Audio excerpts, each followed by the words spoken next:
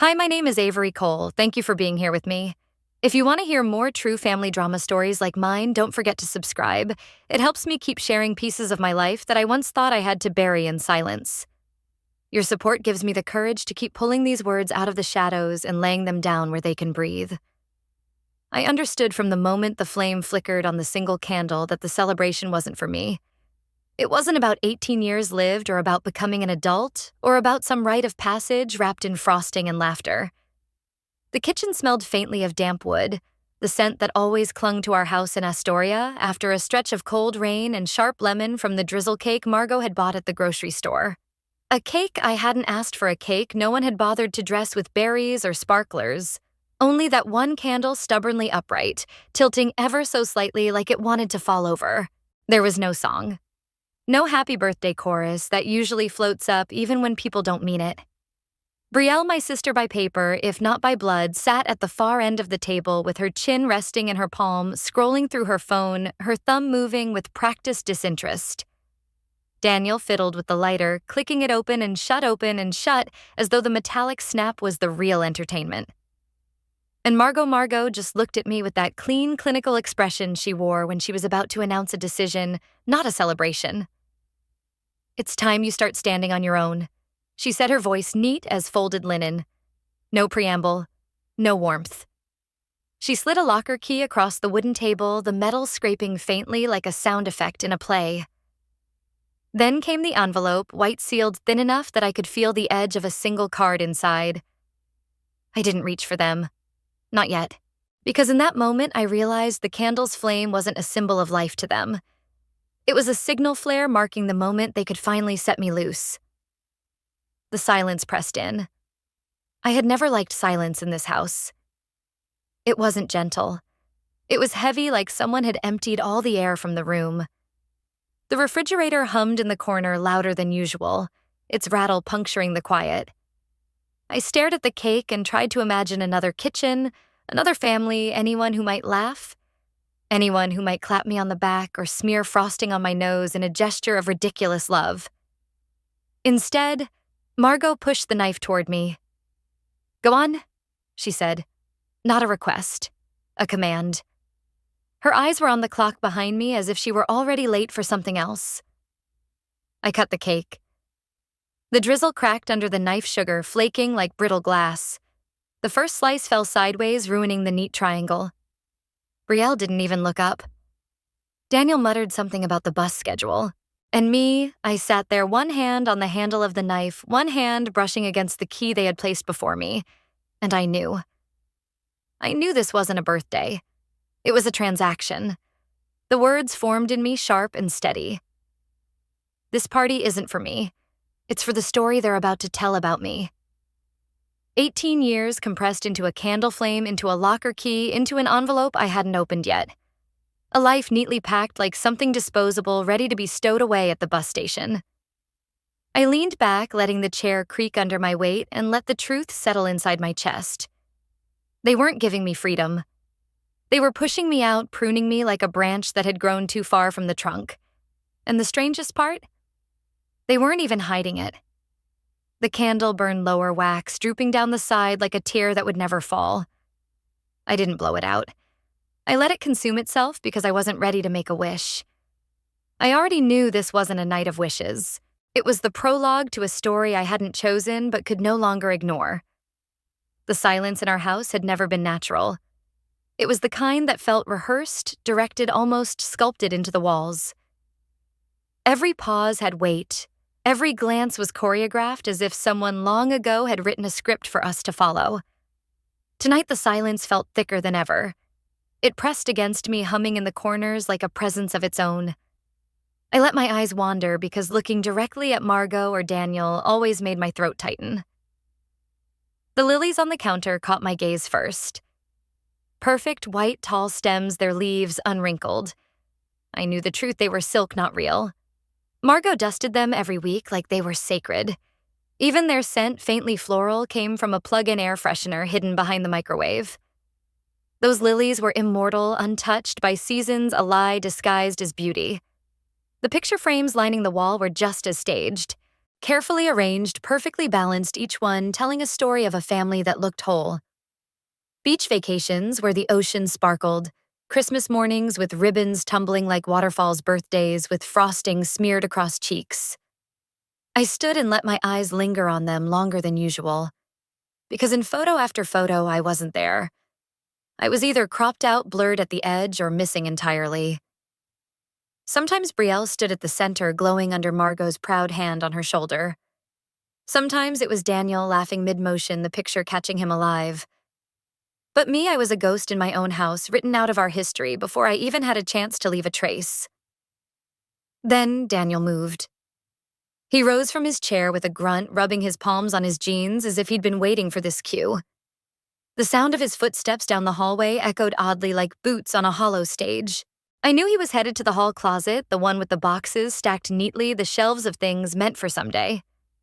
When he returned, he carried a duffel bag. Old navy canvas straps worn thin, the zipper bent near the corner where someone had forced it closed too many times. He set it down beside me with a dull thud, and for a second it was the only sound in the room. "There," he said. His voice wasn't unkind, but it was stripped of emotion, as though this was a chore to check off. My mouth moved before my mind could stop it. "Thank you." The words fell flat, a rehearsed line, as though someone had whispered them into my ear. Gratitude was expected, so gratitude I gave. But inside I felt nothing. Not surprise, not curiosity. Because I already knew what this bag represented. Months earlier, on a gray afternoon, I had stumbled on a truth that wouldn't let me go. I was digging for a sweater in Margot's closet, the kind of hunt where you pull clothes down and hope she doesn't notice. My hand brushed against something metal, a silver box tucked behind folded blankets. Something about the way it was hidden made me open it. Maybe I was looking for proof that this house held more than silence. Inside, I found scraps of a life. Old receipts, a dried corsage browned at the edges, a photograph curled at the corners. And under it all, a plastic bracelet. A hospital band. The kind they clip on newborns with a snap of permanence. It was yellowed with age, the ink faded but still legible. A name. Not mine. A date weeks earlier than the birth date on my own certificate. I held it in my palm, my heart hammering in my chest, and in that instant the ground shifted. I shoved the bracelet back into the box, but I couldn't shove the knowledge away. It clung to me, whispering every time Margot called me ours, every time Daniel patted my shoulder, every time Brielle rolled her eyes and said, "You're not really family." So when Daniel placed the duffel bag beside me tonight, I didn't need to unzip it to know what it was. A performance. A prop meant to suggest preparation, as though they had lovingly packed for my future. Maybe there were clothes folded inside, maybe a toothbrush, maybe a pair of shoes. Enough to say, "See, we thought of you." But not enough to disguise what it really was, a door-marked exit. I ran my hand over the bag's rough canvas, feeling the seams like scars. The zipper teeth caught against my fingertips, sharp and unyielding, like a mouth ready to snap shut. "Travel light," Daniel muttered, his eyes fixed on the floor. He didn't look at me. He didn't need to. His job was done, the bag was delivered, the scene was complete. The lilies watched from the corner, perfect and false. The photographs glared from the wall, their smiles a history that excluded me.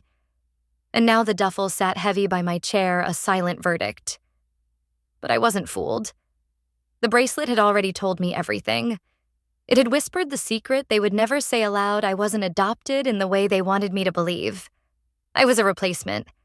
A substitute cast onto the stage after another child had been written out. I leaned back, pressing my palms flat against the table, grounding myself in the grain of the wood. The lemon cake still sat, untouched frosting, glistening under the light. The candle had burned low wax, curling like melted bones. And in the space between my ribs, the truth settled cold and steady. They hadn't raised me out of love. They had raised me to erase something.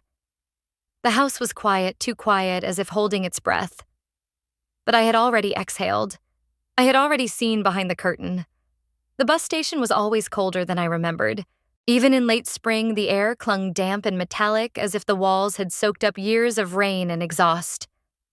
The lockers stood in rows against the far wall, their paint-chipped numbers stenciled in fading black. Each one buzzed faintly under the fluorescent lights above as though the metal itself hummed with secrets.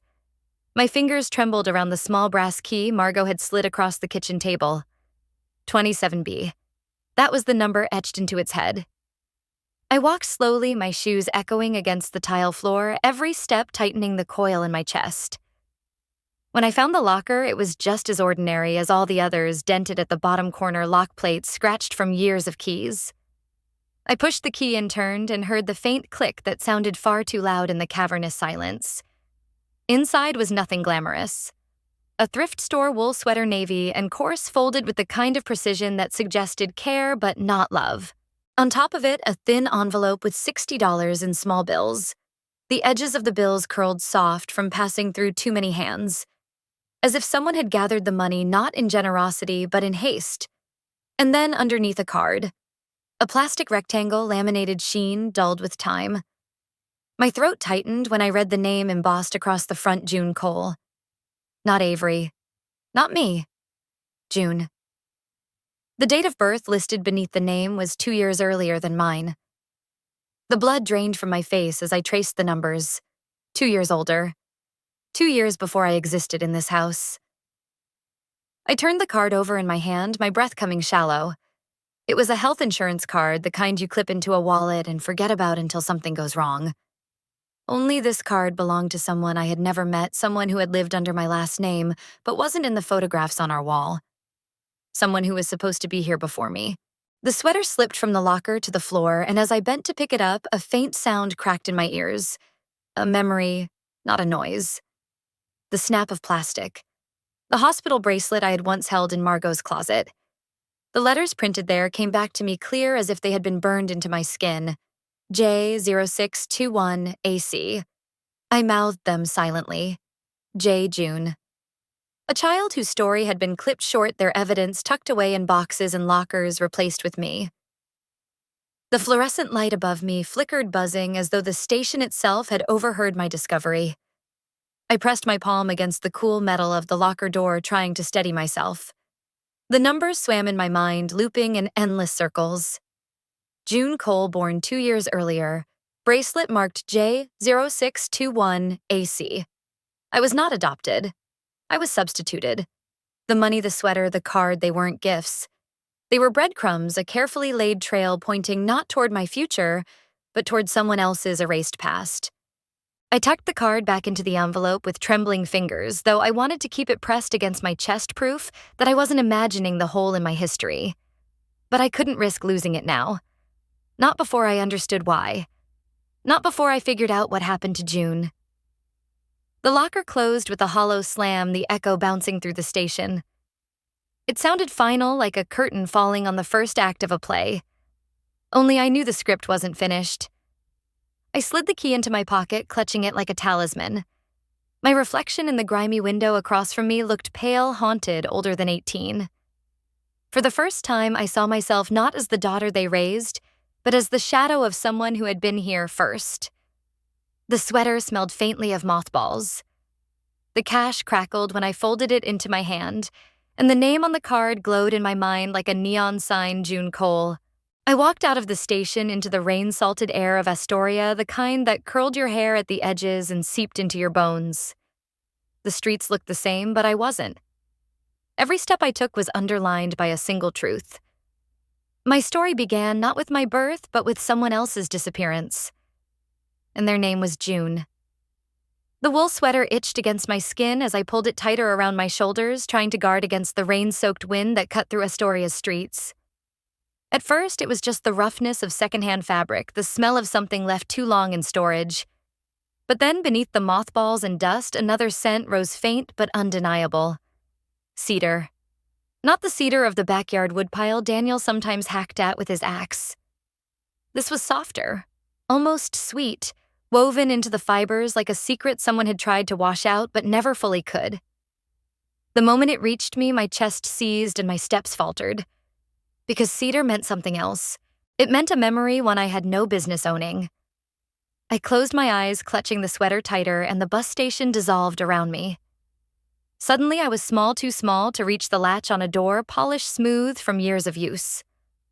A room unfolded in front of me, not the gray-walled kitchen of the Coles house, not Brielle's poster-lined bedroom, but a space bathed in light the color of peaches. The walls were painted soft pink, almost glowing, and lace curtains floated at the window like breath. I could smell it there, two stronger cedar soap mixed with sunlight and fabric. The kind of scent that lingers on a mother's hands after folding laundry or in the folds of a blanket draped across a crib. But the Coles never had a room like this. Not in our house. Not in the stories they told. The memory was so clear it scared me. The way the curtains shifted, the way the light painted patterns on the floor, the way the air felt warmer than any room I'd ever called mine. I wasn't imagining it. I couldn't have invented the precise curve of the window frame or the way the lace shadowed the walls. That room existed. I had been in it. But it did not belong to the Coles. The cedar in the sweater tugged me deeper, pulling threads of memory I had buried without knowing. I saw a mobile of wooden birds' wings spread mid-flight, spinning slowly above. I felt the softness of a peach-colored blanket under my cheek. And a voice low humming, not Margot's clipped tone or Daniel's gruff mutters, but something warmer rounder, carrying a melody without words. My throat closed as I pulled the sweater tighter. I wanted more, but the harder I tried to remember, the more it blurred like looking at something underwater. Still one truth pressed clear against my ribs, as sharp as the scent itself. This memory wasn't borrowed. It wasn't a dream. It belonged to me. I stopped under the awning of a shuttered cafe, rain dripping from the edge of the roof, and whispered into the damp air. Memory doesn't lie. It only waits for the right question. And now the question had been asked. The sweater had asked it for me. Who had owned this cedar-scented room, whose hands had bathed me in that light, who had hummed me into sleep behind lace curtains I shivered not from the cold, but from the weight of knowing. The Coles had given me birthday's rules in silence, but not this. They had not painted peach walls or tucked lace curtains into neat folds. They had not washed sweaters in cedar soap. This fragment of memory belonged to someone else, to another family, to another beginning. The rain hissed against the pavement, drowning the street in sound, but inside me, silence bloomed, calm, certain, terrifying. For the first time, I realized the truth wasn't hidden in documents or duffel bags. It was inside me, waiting buried but unbroken. The cedar clung to the sweater, to my hands, to my breath. And with every inhale, I understood a little more. I was not misplaced. I was not invented. I was not theirs. I was someone else's before I was ever the Coles. The sweater's cedar scent still clung to me the next morning when I pushed open the heavy doors of the Astoria Public Library. The place smelled of dust and ink, that peculiar perfume of old paper and polished wood, as though knowledge itself had a scent. The rain had followed me inside, dripping from my jacket, but here it was warmer, quieter, the silence not staged like at home, but alive with possibility. I walked past the rows of bookshelves bending under the weight of stories that belonged to everyone and no one, and headed toward the archives room. Few people ever went there anymore. The clerk at the desk, an older man with half-moon glasses, barely looked up as I signed my name in the log. His nod felt like permission to step into a world preserved on thin strips of film. The microfiche machine waited for me in the corner, hulking in gray with a hum that sounded both mechanical and human, like it was breathing. I slipped on the headphones that blocked the outside world and loaded a reel. My fingers shook as I turned the crank frames of old newspaper pages, sliding past in jerky movements until the headline I was looking for flickered into focus. Minor fire reported at Cole residence. No injuries. The date matched the bracelet number that had been haunting me, June 21st.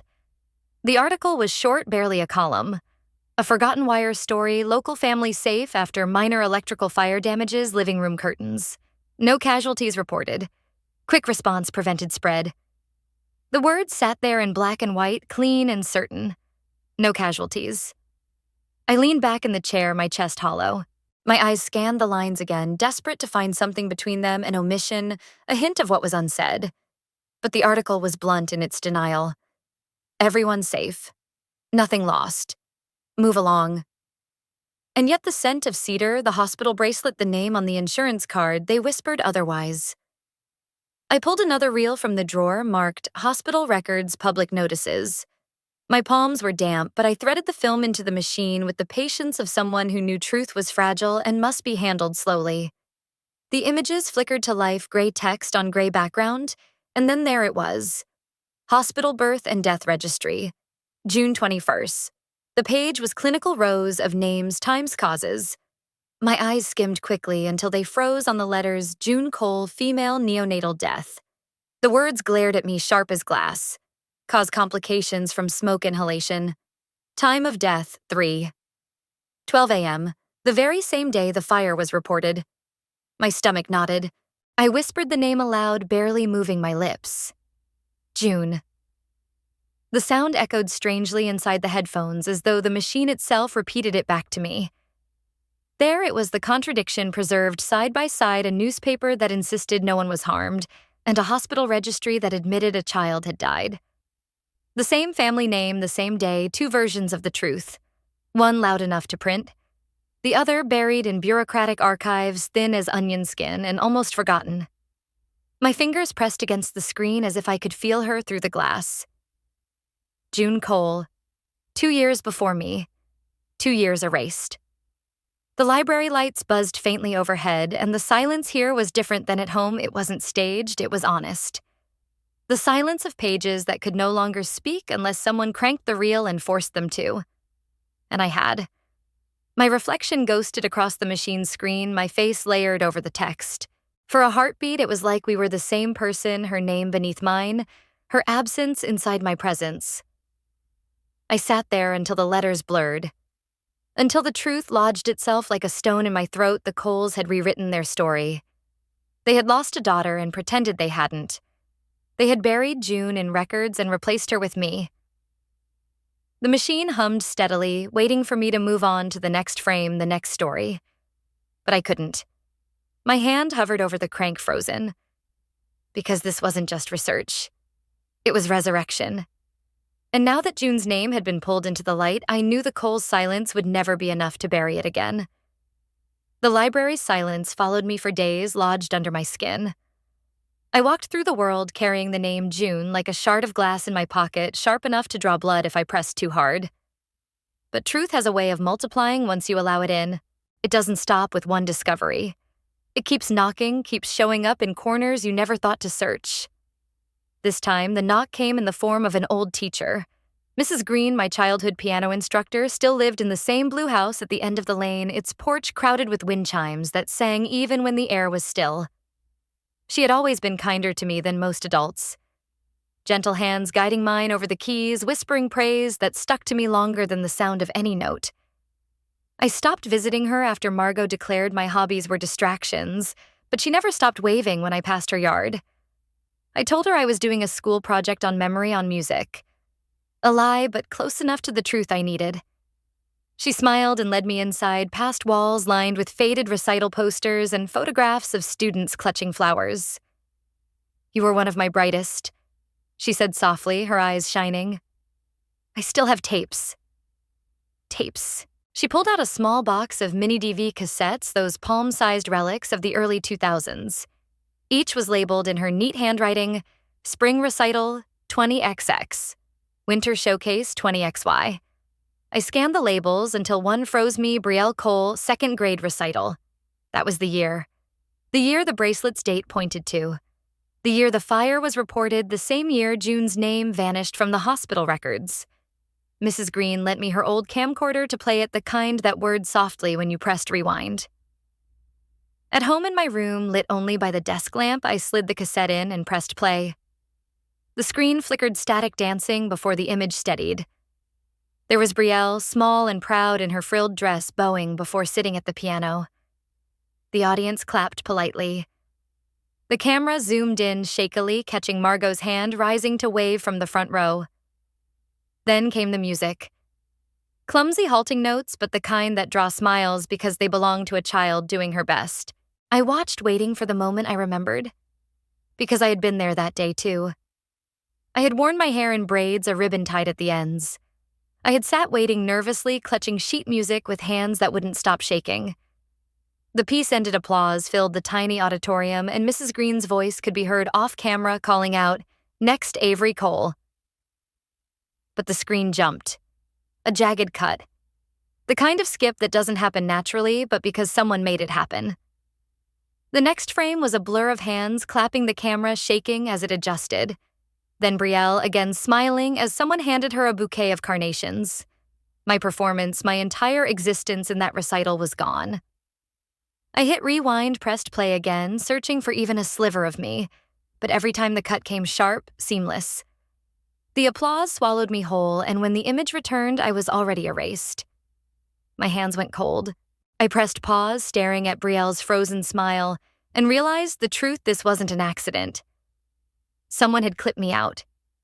Someone had sat down with scissors or software and decided I did not belong in that memory. The evidence was undeniable, humming from the tiny speakers of the camcorder. I had been there. I remembered the nerves, the smell of floor polish, the scrape of the bench against the stage, but the tape refused to admit it. I whispered into the dim room. Someone cut me from history. The words tasted bitter. For years, I'd felt invisible in the Cole house, like my presence was tolerated but never celebrated. Now I understood it wasn't just a feeling. It was policy. They weren't satisfied with silence in the present. They wanted silence in the past, too. I let the tape play until the screen went blue, the camcorder whirring softly as if sighing. My braids, my music, my small nervous hands, they were gone. And yet I remembered. I remembered so vividly it hurt. Tri no kong noi doi. Memory does not lie. It only waits for the right question. And I had finally asked. In every neighborhood, there's someone who seems stitched into the walls themselves. Someone who watches quietly from her porch, who knows the rhythm of each family better than the families know themselves. For Astoria, for our little street with its leaning fences and salty air, that person was Mrs. Alma. She had lived next door longer than I'd been alive. Her house sagged slightly at the eaves, but her curtains were always crisp white, and in summer her roses spilled over the fence in stubborn color. Children avoided her when they were young, whispering that she was a witch. I never believed that. I always thought of her as a sentinel, her gaze sharp but not unkind. Her posture behind the window steady as a lighthouse. When I knocked on her door, the sound seemed to echo through more than wood, it rippled through time. She opened slowly, her frame smaller than I remembered, but her eyes still bright with that unwavering watchfulness. Avery, she said, not surprised, as if she had been expecting me. Inside, the air smelled of lavender and old paper. She motioned for me to sit at a small table by the window where the glass fogged faintly with the outside chill. For a moment, she studied me in silence, and I felt the weight of years pressing in. Years she had spent seeing things others ignored. Finally, she leaned forward, her voice a whisper threaded with hesitation. You're not the first to ask about her. Her words clamped around my ribs, about who her gaze flicked to the window as if she feared Margot or Daniel might materialize on the porch. Then, quieter June. The name hit like a stone dropped into deep water. I gripped the table's edge. You knew her? Alma nodded slowly. I knew of her. I saw a child in that house once. Not you. Another girl. They called her June. For a while, anyway. She paused, her lips trembling as if the memory itself carried weight. But then the fire. After that, they stopped saying her name. And soon you were there instead. The silence in the room thickened heavy with all the things left unsaid for decades.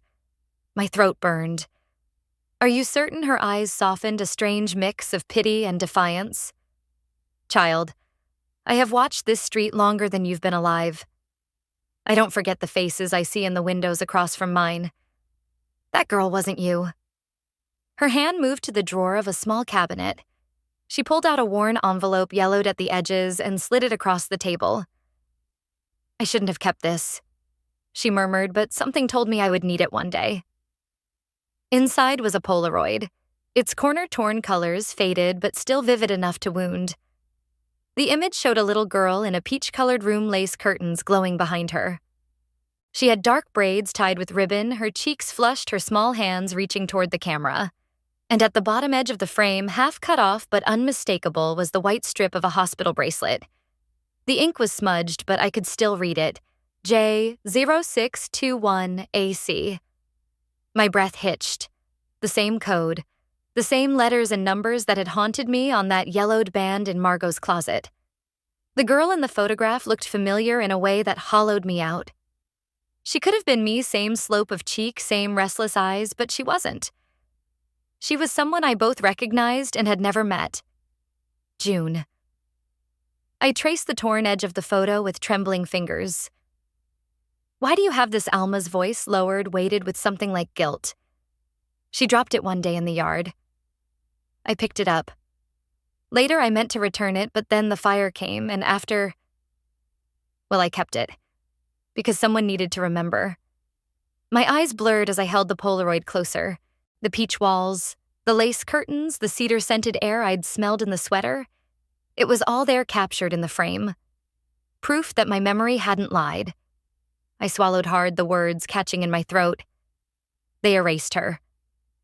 Alma reached across the table, her frail hand brushing mine. They tried. But the world always leaves traces. You just have to know where to look. The Polaroid trembled in my hands as though it were alive, as though June herself was pushing against the frame, begging not to be forgotten. And in that moment, I knew I wasn't carrying only my own story anymore. I was carrying hers too. Some truths are too heavy to carry alone. They start to itch under your skin until you're forced to scratch, even if it draws blood. The Polaroid from Mrs. Alma haunted me through the night, its torn corner glowing like a lighthouse beam in my dreams. When morning came, I knew where I had to go next. Not the library this time, not the neighbor's whispers. The school. Because if a child once existed and was then erased, the bureaucracy of education would bear scars. Schools, after all, are made of paper trails. The Astoria High administrative office smelled of toner and stale coffee. The secretary, a tired woman with short bangs and a cardigan peppered with cat hair, hardly looked up when I asked if I could view my cumulative file. Every student had one thick folders holding grades, attendance, medical notes, the map of a life lived in classrooms. It wasn't a request students usually made, but with enough charm and a fabricated college application project, she waved me toward a back room stacked with filing cabinets. The room was dim, humming faintly with the building's old heater. I trailed my fingers across the cabinet labels until I found it Cole Avery. The drawer screeched as I pulled it open like it hadn't been touched in years. My file wasn't as thick as I'd expected. Inside were the predictable documents report cards with teacher comments like quiet but capable vaccination slips, standardized test results. But when I looked closer at the manila folder itself, my heart clenched. There was another label beneath mine. The sticker that read Avery Cole was newer, brighter. Its edges peeled slightly as if it had been slapped on carelessly. Beneath it, in faded ink, nearly rubbed away another name showed through June withdrawn. I froze. My breath fogged the air as though the room had turned colder. Withdrawn. The word sat like a tombstone inscription. Not graduated, not transferred, but withdrawn. A name officially ended. I peeled back the Avery label carefully, my fingernail lifting the corner just enough to see the truth hidden beneath. June's name stretched across the folder like a ghost, half erased but indelible. I swallowed hard and opened the file wider. Inside the pages carried something else signatures. Each year's parental acknowledgement required Margot's scrawl. At first glance, it was hers sharp looping letters, a confident hand. But when I compared one year to the next, unease slithered through me. The strokes weren't the same. Some years, the M in Margot tilted elegantly left. Other years, it spiked upward like a fence post. One signature was heavy with pressure indenting the paper. Another was almost hesitant, as if the writer was mimicking, unsure of the shape. My pulse hammered in my ears. Forgery. Or at the very least, authorization written by more than one hand. The farther back I flipped the stranger it grew. The earliest entries didn't mention Avery at all. Only June. Then abruptly a gap. A page stamped withdrawn. And on the very next sheet, Avery appeared, same family address, same emergency contacts, but with a different birth date. It was as if the records had been rewritten mid-story, the ink not yet dry on the lie. I traced one of the signatures with my fingertip, the ballpoint ridges sharp against my skin. This wasn't just paperwork. It was surgery. A life excised, another stitched clumsily in its place. The air in the room thickened, pressing against my lungs. I wanted to cry, to scream, to shove the whole file into my bag and run. Instead, I slipped the folder back carefully, pressing the Avery label down flat again. The secretary in the front office didn't need to see my hands shaking when I returned the logbook. Outside, the rain had eased, but the sky stayed low and gray, a lid over the town. I clutched my backpack straps, the memory of those mismatched signatures burning in my palms. June's name had been written, then crossed out. Mine had been written over hers like a correction. But paper doesn't forget. Ink leaves ghosts. And now every page whispered the same thing. You are not here by accident. You are here because someone decided she wasn't. Astoria's thrift stores are full of ghosts. Dresses that once belonged to brides, chipped mugs engraved with names no one remembers, diaries with half their pages ripped out. I never went inside them much because I hated the feeling of handling other people's forgotten lives when mine already felt so disposable. But that day, drawn by some current I couldn't resist, I stepped into a little consignment shop on Marine Drive. The air smelled of cedar polish and faint mildew. A bell chimed weakly as I pushed the door open, and the woman behind the counter barely looked up from her knitting. Rows of handbags dangled from hooks, their straps twisted together like tangled vines. That's where I saw it tucked high on a shelf, the leather faintly cracked but still elegant, the initials pressed into the corner in gold leaf MC Margot Cole. My breath snagged. My fingers trembled as I lifted the planner down its weight, heavier than it should have been. The clasp was worn, the kind you could flick open with a single push. Inside the pages carried her handwriting, sharp, immaculate loops, numbers, and neat columns. At first, it looked like any household ledger. Grocery lists, car maintenance notes, birthdays marked in tidy script. But as I flipped through, a section tab caught my eye. MISC. I opened it, and the ground shifted beneath me. There in Margot's hand was my name, Avery Cap 4K Zerayer.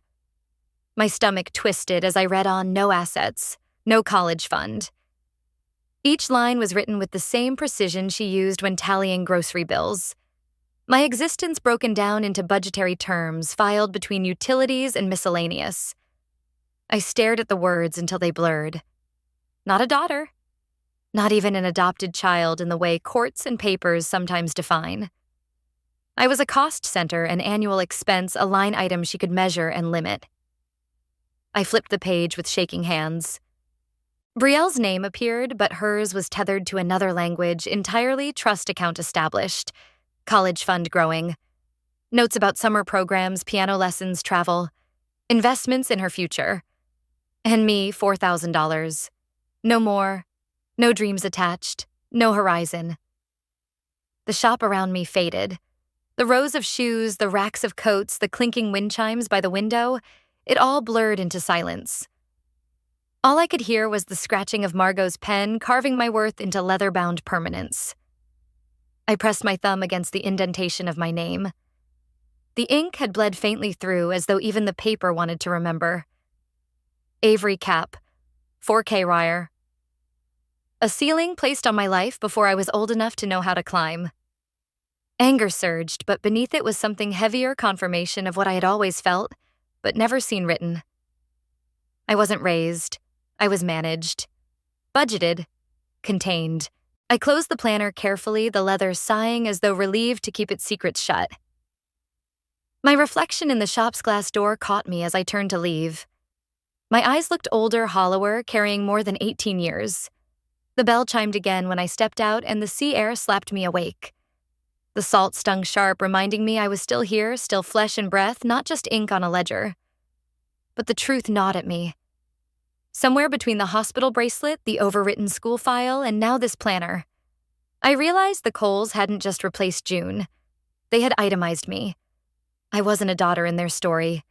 I was an entry in their expenses, a cost they tolerated, a mistake accounted for. And the cruelest part: they'd left the proof for me to find, scattered like breadcrumbs, as if daring me to add up the columns. For the first time, I wished I hadn't. Because now numbers had replaced lullabies and budgets had replaced belonging. I was worth $4,000 a year, and not a cent more. When you start looking for the truth, paper becomes a map. Receipts, Signatures, invoices, every line points somewhere if you're willing to follow. After finding the planner, I couldn't stop myself. I pressed deeper, tracing the faintest of trails until I was staring at a copy of an insurance ledger I had no right to hold. The columns were stark dates, procedure codes, contact information. Buried among them was an entry that should not have existed. ER visit June Cole, 8 months after date of death. I blinked hard, thinking I had misread. But no, the name was there, printed in black, as undeniable as the hospital registry that had claimed otherwise. And the emergency contact listed beside it Margot Cole. My stomach turned. A child declared gone yet treated months later, tethered still to the woman who had signed away my school records and reduced me to a budget line in her planner. It wasn't just a contradiction. It was proof. Proof that June had not vanished in the fire, not immediately, not completely. Proof that someone had chosen a story and forced the world to swallow it. I carried that proof in my chest like a burning coal as I searched for the next lead.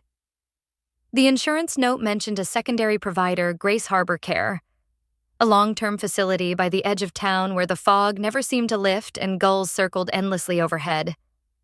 The building itself looked tired, its siding dulled by salt air, but inside smelled faintly of antiseptic and oatmeal. I asked for Nora Hale, the name I had traced through scraps of payroll records. She had once worked in the Cole household as a housekeeper years before I was old enough to remember. They led me to a sunlit common room where elderly residents sat in wheelchairs watching muted television. At the far corner, a woman with white hair pulled into a bun and sharp eyes turned as I approached. Nora Hale. My voice shook.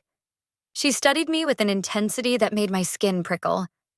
Then, without waiting for my explanation, she whispered, "You look just like her."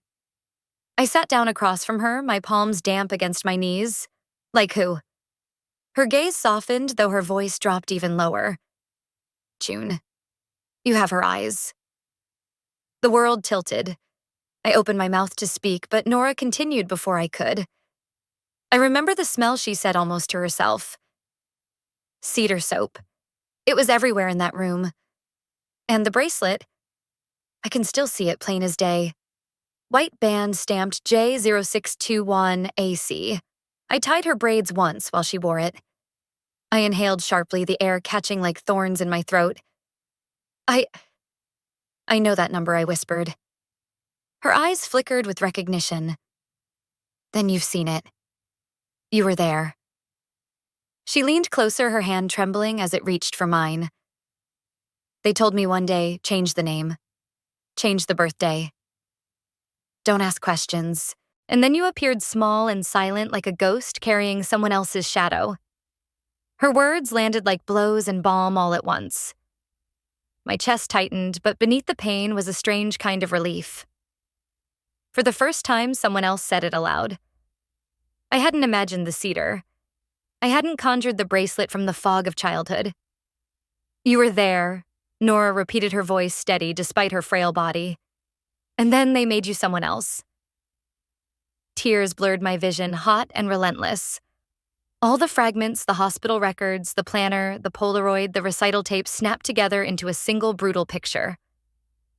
June had lived. I had lived. And somewhere in the smoke and silence of that house, they had decided one name must vanish so another could take its place. Nora's hand squeezed mine with surprising strength. Memory doesn't lie, child. They can paint over it, tear pages out, cut the film. But your body remembers. And so do I. Her words sank deeper than the coal of proof I had carried. They were flame now burning away the last shreds of doubt. For the first time in 18 years, I felt less like a ghost. I felt seen. But with that clarity came a question more terrifying than all the silence before. If they erased June to create me, what would they do once they realized I remembered? Nora's voice wavered, but her memory was sharp, cutting through the years with surgical precision. We sat together in the quiet of the care facility, the faint rattle of a television game show drifting from down the hall, and for the first time someone spoke aloud what the Coles had only written in omissions and edits. She was born too early, she said softly, her eyes fixed on a point beyond me. June came into this world small and struggling. fragile like glass that could shatter at the slightest touch. Margot wanted to believe she'd grow strong, but Daniel... She shook her head. He was always preparing for endings. I swallowed hard, the air thick in my lungs. And after the fire, Nora's face tightened. After the smoke and the panic, after the house filled with rumors and questions, they needed a story. Something the neighbors could nod at politely. Something simple. So they said June was gone. That was easier than explaining what couldn't be explained. My fingers clenched against the arm of the chair. Easier for them. Not for the child left to drift in silence. Nora leaned closer, her voice dropping to a conspiratorial whisper. But here's the truth, child. You weren't brought in to replace her after she was gone. You were her. For a while. The words twisted inside me like a blade. What do you mean? My own voice cracked. Her gaze locked with mine. When the officials came asking questions, when paperwork needed to be filled, they didn't present a new child. They presented June. They dressed you in that name and that date of birth like it was a coat to keep the story together. You lived as June for a time, long enough to seal the cracks. The floor seemed to tilt under me. I remembered flashes: the peach-colored room, the smell of cedar soap, the hum of a lullaby that was not Margot's voice. The hospital bracelet. J. ZUIX21AC. You wore it, Nora said as though reading my thoughts. I remember fastening the band when they insisted you keep it. Said it was safer that way. Said it made sense. My throat went dry, but... Then why? Because stories only hold so long? She interrupted gently. Once the hospital records stopped asking, once the town moved on, they couldn't keep you as June forever. Too many eyes. Too much risk someone would ask why a dead girl was alive. So they shifted the story again. New name, new birthday, fresh papers. A sick wave rolled through me. The Polaroid Alma gave me came back in sharp detail: the peach walls, the little girl's braids, the faint white strip at her wrist. That wasn't someone else. That was me. I hadn't been erased from photographs. I had been relabeled, spliced, forced to play 2 roles in a script I never auditioned for. I pressed my hands to my face, but it did nothing to stop the tremors. So I wasn't June's replacement, I whispered. I was June. Until they decided I wasn't. Nora's hand found mine papery but strong. They changed the frame, not the picture. They thought renaming you would make the past disappear. But the body remembers, child. The cedar, the bracelet, the date stamped into your bones, you can't erase that with ink. Tears blurred my vision until the room wavered. All this time I had believed I was standing in the shadow of another child, some sister lost before me. But the twist was crueler, sharper. I hadn't been standing in a shadow at all. I had been standing inside my own reflection, one name painted over with another, until I no longer recognized myself. They kept you, Nora said, because the world notices when a child vanishes completely. But if you shift her name, if you fold her papers just right, you can make people believe she was never there at all. Her words hit harder than any document I'd uncovered. The hospital records, the school file, the ledger, all of it pointed to absence. But Nora's memory pointed to presence. To me. I sat in that chair, shaking the hum of the television in the distance, sounding like applause after a cruel performance. My entire life had been staged first as June, then as Avery always, as someone convenient for their story. And for the first time, I whispered the thought that terrified me most. If they changed me once, what would stop them from changing me again? The motif was clear now, etched into every discovery. I wasn't simply a girl misplaced. I was a narrative device, a patch for their broken story. A replacement not for June, but for the truth itself. Truth leaves traces in ink and numbers, even when people think they've hidden it behind flowers and polite smiles. After Nora's confession, I couldn't sleep. The thought that I had once been June and then reborn as Avery throbbed in my chest like a second heartbeat. I needed to know why. Why keep me? Why rewrite me? Why not let the past lie still? The answer I suspected was money. So I went back to the records, this time the county register's office, where dust hangs heavier than air and clerks eye you as though your curiosity itself is suspect. It took a stack of quarters for the copier and a polite lie about writing a local history paper, but eventually I had the file in my hands. A payout. Life insurance.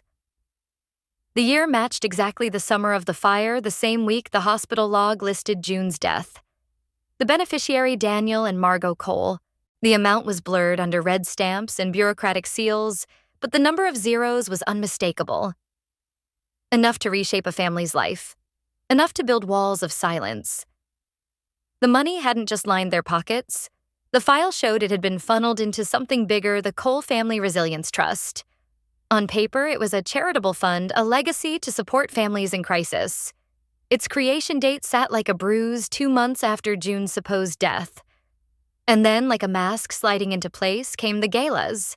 Every year since Astoria's society pages glowed with photographs of the Beacon for Children fundraiser Margot in evening gowns, Daniel in polished suits, Brielle smiling under chandeliers. Captions spoke of generosity, resilience, community. The trust funded scholarships, playgrounds, food drives. Their name became synonymous with benevolence. But in the ledger's shadow, I saw the truth. Their charity wasn't born of kindness. It was built from a payout tied to the death of a child they insisted no longer existed. My existence. June's erasure. I pulled the clippings from the archive binder, my fingers trembling as I scanned Margot's frozen smile. In one photo, she held a giant novelty check, the words, Beacon for Children, etched in bold letters across it. Behind her, a banner proclaimed, Every child matters. The irony carved into me like glass. Every child mattered except the one they had renamed, the one they had folded into paper and ledger, the one they had presented to the world under 2 different masks. Me. The more I read, the more sickened I became. The galas weren't just social events, they were camouflage. Polished evenings of champagne and applause to distract from the ledger entry that had begun it all. They had wrapped tragedy in ribbon and paraded it as virtue. And here I was, the living contradiction to their myth. The girl who wasn't supposed to remember the bracelet, the cedar soap, the name June stamped into hospital files. The girl reduced to a $4,000 line in Margot's planner, yet watching her face beam under chandeliers funded by my own erasure. I pressed the clipping flat against the copier glass and hit print. The machine whirred, spitting out grainy replicas of smiling faces of champagne flutes raised high of Margot's eyes gleaming under the word resilience. I gathered them into a folder, each page heavier than the last. Resilience. That's what they had sold to the town, to the donors, to themselves.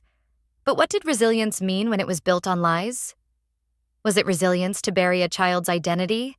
To rename her, repackage, her, reduce her? I left the register's office with the folder clutched to my chest. Outside, Astoria's air was thick with sea mist, the gulls circling overhead like restless witnesses. I thought of the gala lights, the polished speeches, the applause echoing in banquet halls. And beneath it, I imagined the silence of a hospital corridor, the faint scent of cedar. The tiny bracelet stamped, J0621AC. Margot had built a legacy on the story of loss. But she had also built a lie. And I was the living proof that lies, no matter how gilded, don't stay buried forever. The ballroom glowed like another world.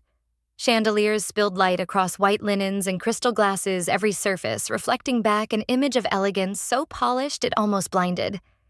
Waiters in pressed shirts floated between tables with trays of champagne, their movements rehearsed like choreography. A string quartet played near the stage, their bows rising and falling with precision, as if even the music knew its role to distract, to dazzle, to cover the seams of silence. I had no right to be there.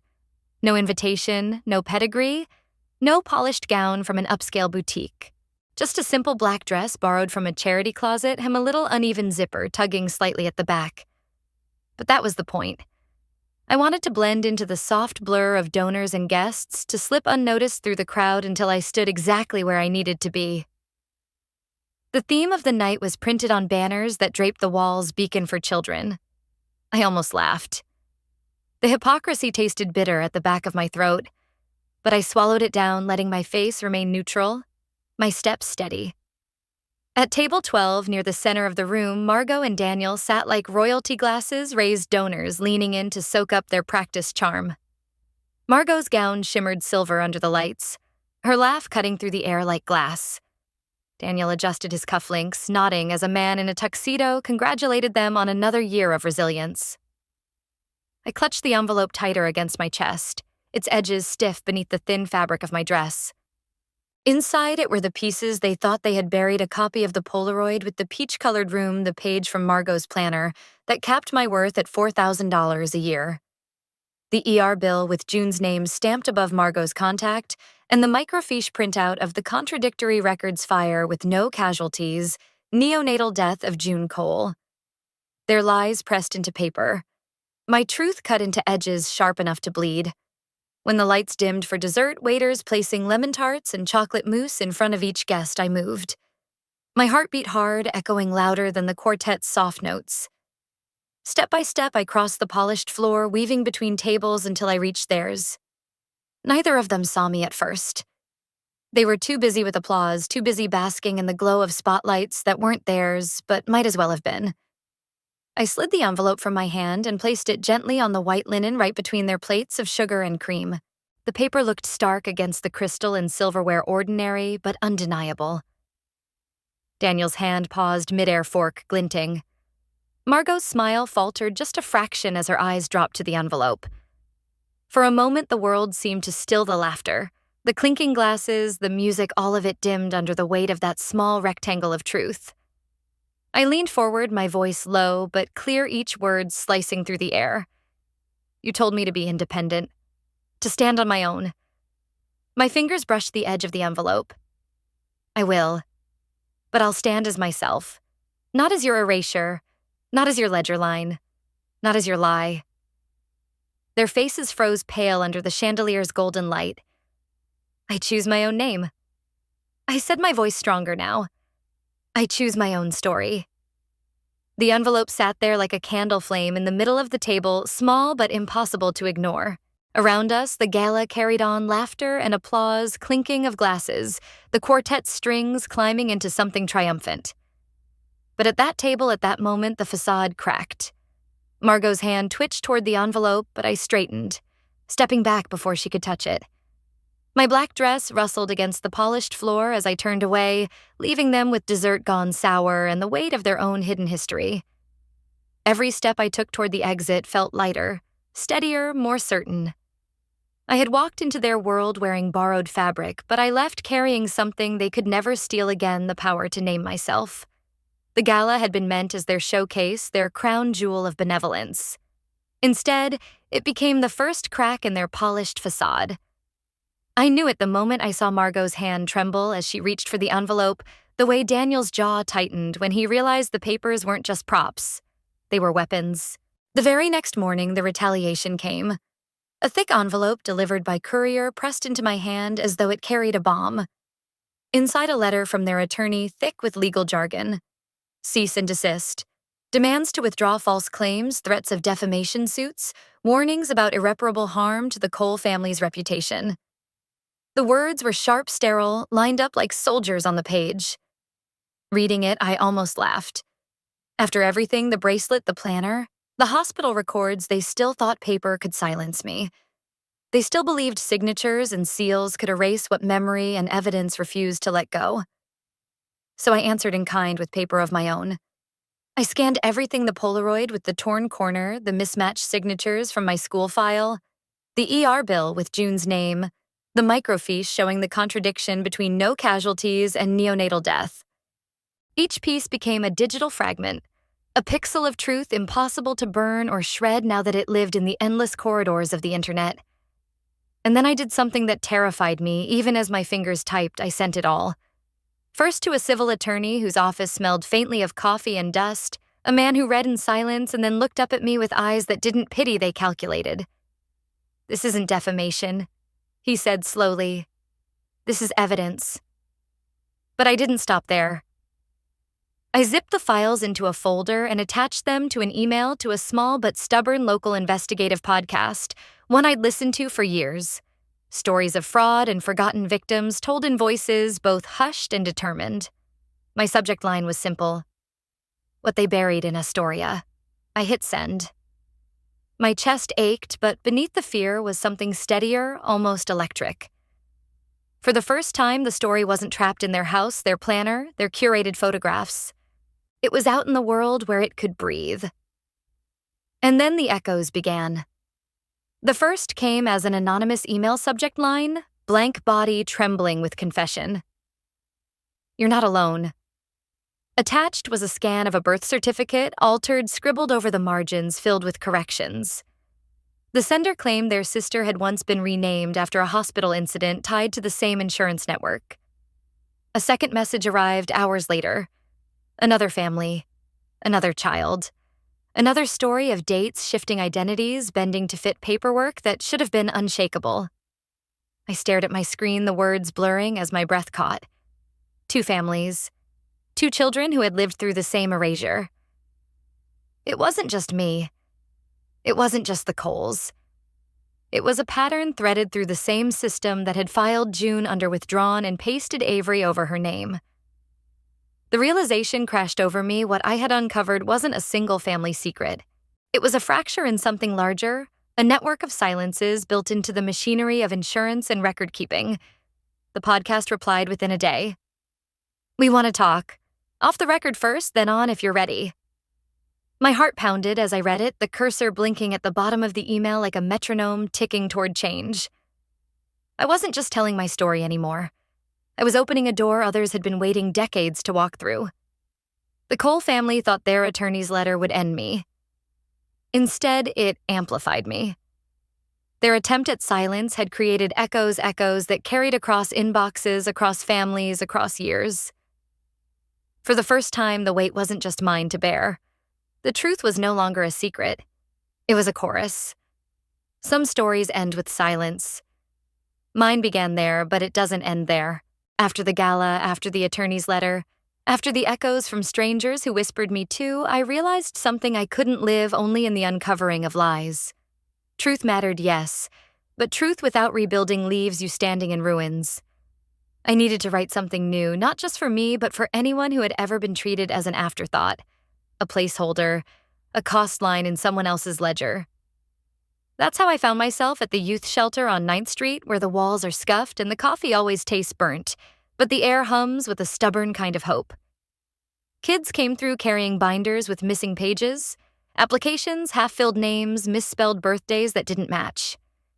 Paperwork had betrayed them the way it once betrayed me, reduced them to errors, to drafts that no one had bothered to finish.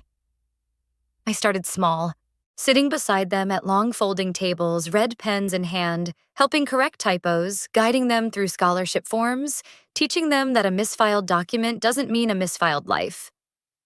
Some of them laughed when I told them the truth of my own story, the ridiculousness of living under 2 names, 2 birthdays. But in their eyes, I saw something else too, recognition. The quiet relief of knowing they weren't the only ones who had been misplaced. Each time I slid a corrected form back across the table, I felt a thread stitching itself inside me. Not repairing what the Coles had torn, but creating something new, stronger, chosen. That's when the mantra found me, not as something I invented, but as something that had been waiting for me all along. I am not anyone's draft. I am not a correction. I am not a placeholder in someone else's narrative. I am the signed edition of myself. The words settled into me like a spine holding me upright. On my desk at home, I opened a brand new notebook, its cover stiff and clean, its pages waiting.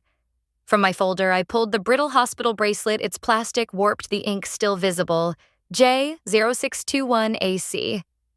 For years, it had been a weight proof of a story I was never meant to know. Now it became something else. With deliberate care, I taped it to the inside cover of the notebook.